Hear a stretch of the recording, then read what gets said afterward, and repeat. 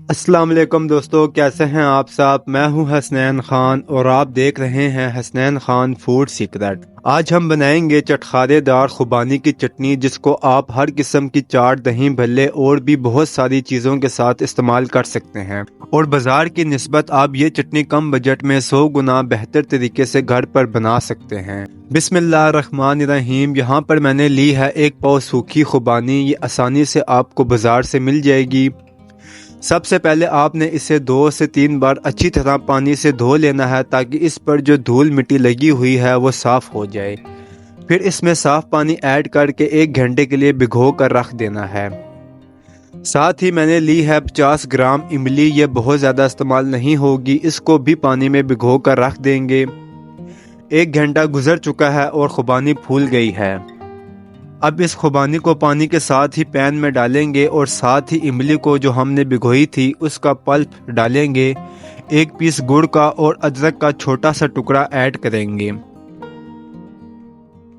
अब इसे 20 मिनट तक मीडियम फ्लेम पर पकाना है ताकि खुबानी गल जाए।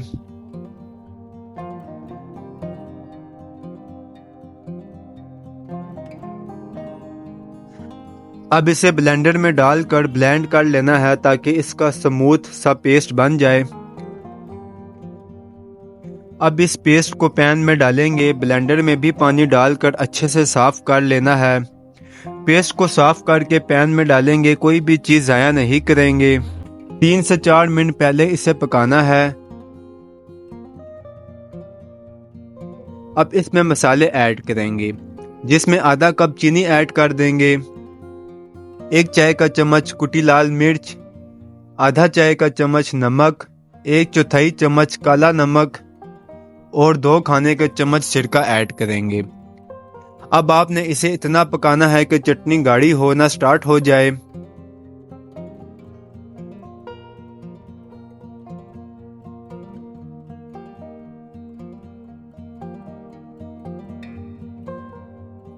चटनी गाढ़ी होना स्टार्ट हो गई है। बस इतना ही इसे पकाएंगे और फ्लेम को बंद कर देंगे, क्योंकि ठंडी होने पर ये और गाढ़ी हो जाएगी।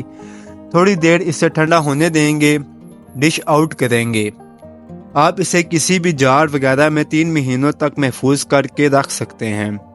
अगर आपको हमारी ये रेसिपी पसंद आई है तो लाइक, शेयर और कमेंट करें। मेरे चैनल को सब्सक्राइब करें। अपना बहुत ज़्यादा ख्याल रखें। हसनैन खान को इजाज़त दें। अगली वीडियो तक अल्लाह हाफिज़।